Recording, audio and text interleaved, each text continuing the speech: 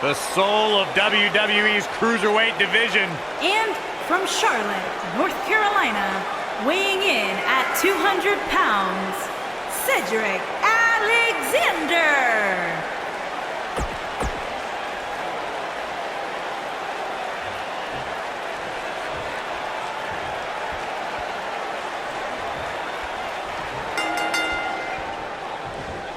Ooh, what impact. The hard-hitting Cedric Alexander has had one singular focus upon his WWE arrival. Kick to cause pain. Hey, Corey, when's the last time you checked your lumbar? I don't know what you're trying to get at, Saxton. I don't consent to a lumbar check from Cedric Alexander. I've got my own chiropractor. Thank you very much. Flying forearm. What a stomp. Good grief. Perhaps a powerbomb here, Corey. That certainly seems to be the case. Oh, no, we could be looking at a powerbomb. I think you're right, Cole. Look out.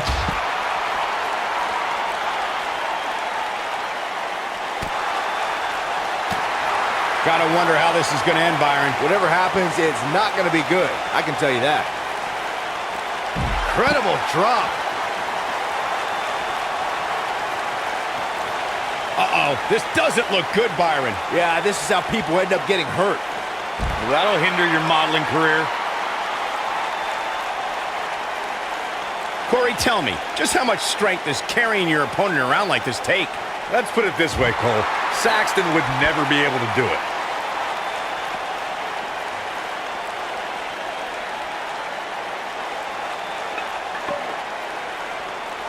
This is a tough spot to find yourself in, that's for sure. But if anybody could break free from this, it's this superstar right here.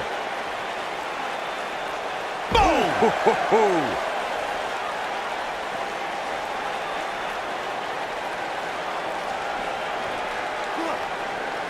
He's in a little bit of trouble now. Oh, man. If he's not careful, this can snowball out of control for him in a hurry. His outlook is not looking good right now, guys, and I think it's safe to say his chances of being the last man standing tonight are slipping away with each shot he absorbs. Well, he's certainly looking a little worse for wear, but that doesn't mean you should count him out just yet. I'm sure there's plenty of fight still left in him. Beautiful technique. Oh boy, he is rolling.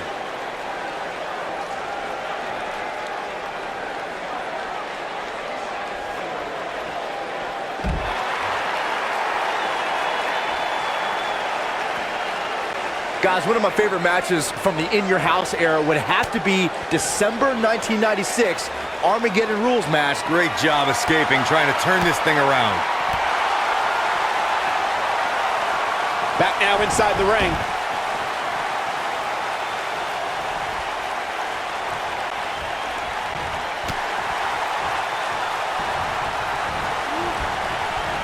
As Byron was saying, Armageddon Rules was undoubtedly a precursor to today's Last Man Standing match. The difference then, however, was the referee began his 10 count only after a superstar pinned his opponent for the 3 count. And on that night, as Vince McMahon said on commentary, the executioner was executed by The Undertaker.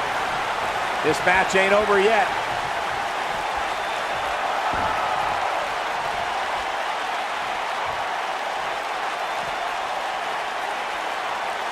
Uh-oh, vertical suplex. Nice. When this guy's on, look out. He might have it. Thunderous slam. That has got to be it. This can go a variety of different ways, Corey. And almost none of them are good. Focused attack on the back.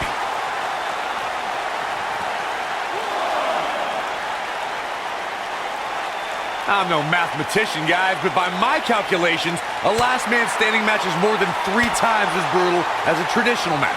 After all, you only need to keep your opponent down for a 3 count in a traditional match. The ref wasn't finished.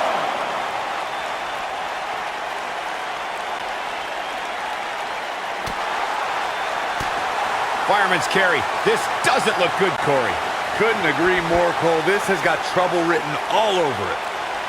On the topic of traditional matches versus last man standing matches, Corey makes a great point. In matches such as this, you have to keep your opponent down for a count of 10. Which oftentimes results in increased brutality and danger, Michael. We may be looking at a power bomb here. That's exactly what it looks like to me, Cole. Looks like a power bomb coming up. There may be no escaping this one, Cole. Nailed it. Guys, we've seen some pretty creative finishes to last man standing matches over the years, and perhaps one of the most creative took place at Extreme Rules 2010 when John Cena duct taped Batista's legs together. Bringing it back into the ring.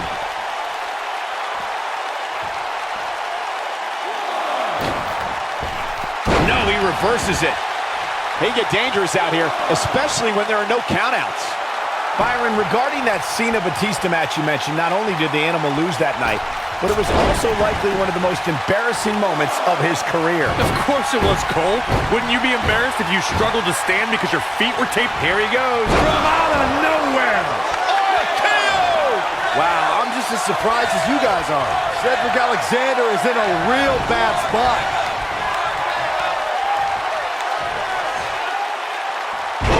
This is what makes him one of the best in the business.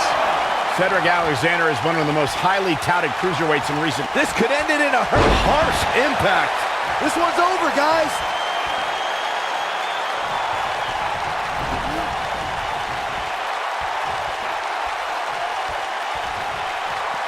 Of course, Hacksaw Jim Duggan was the first ever Royal Rumble winner back in January 1988. You gotta believe this one's over. You guys mentioned Cedric Alexander's path to the Cruiserweight Championship. He was actually #1 contender before the tournament started, but had to compete in the Cruiserweight Championship tournament just like everybody else. A lesser man would have complained or put less than his best effort in, but it made Cedric fight harder than ever. It took almost 2 years, but Cedric Alexander became Cruiserweight Champion on the grandest stage of them all, WrestleMania. Oh, what impact!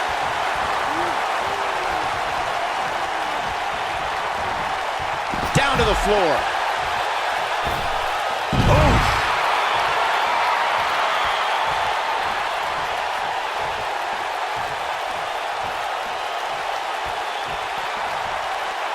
Cedric Alexander really seems to thrive when it comes to tournaments.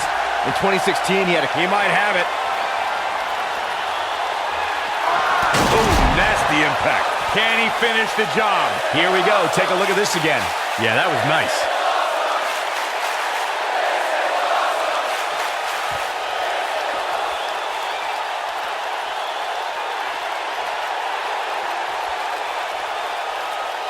He's looking at it. In position for a power bomb. And that's not a good place to be, Cole. Byron mentioned Cedric winning his way to WrestleMania in 2018 via the Cruiserweight Championship tournament. I'd argue that he had the toughest road to WrestleMania. I'm not going to argue with you, Cole. I mean, he took on the Cruiserweight Classic runner-up, and then the guy that won the Cruiserweight Classic, and then Roderick Strong, and then Mustafa Ali, and then he finally won the Cruiserweight Championship. A bit of a show of strength here. Yeah, I don't care how strong you are, it's not easy to walk around carrying another superstar.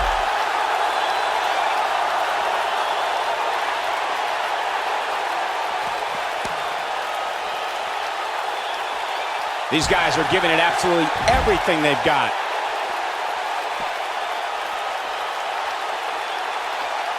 Oh boy, he is rolling. One more look at it. Powerbomb planted. But he's running on fumes here. Does he have enough left in him to capitalize? Only one place to go when you're stuck in the fireman's carry. Yeah, down. And I can tell you it's not a pleasant trip. Oh, damage to the body.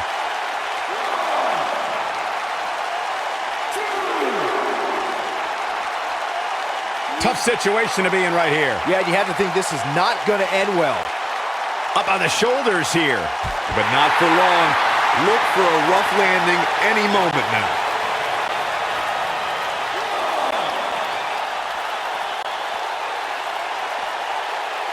Perhaps thinking about what to do next here. Oh, better not think too long, though. Oh, right to the back.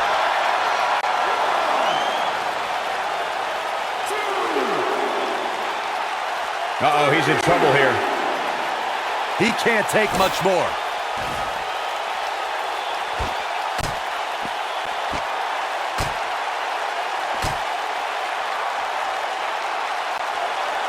You know, I'd say matches like this really drive superstars to take risks they normally wouldn't take. An example that immediately comes to mind would be Shane McMahon's actions in Unforgiven in 2003.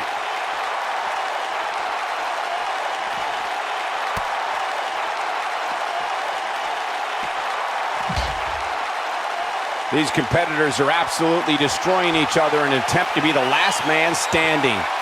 To elaborate more than that Unforgiven 2003 match Corey was talking about, that night we saw Shane leap off the F5! Thunderous! Oh, he got him. Let's look at this again.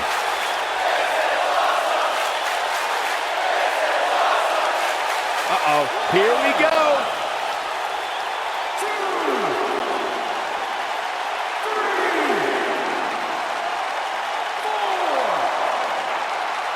It's no secret, guys, that the last man standing match tests a superstar like no other contest. Nowhere else do the rules dictate you must decimate your opponent so much that they cannot answer the count of 10.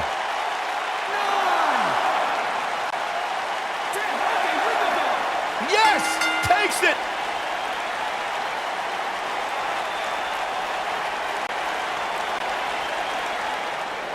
Here is your winner, Tank. Strategy fell into place with that victory. Hey, they both gave it their all, but in the end, we were left with the best man standing. What a match that was, ladies and gentlemen. Thanks for joining us.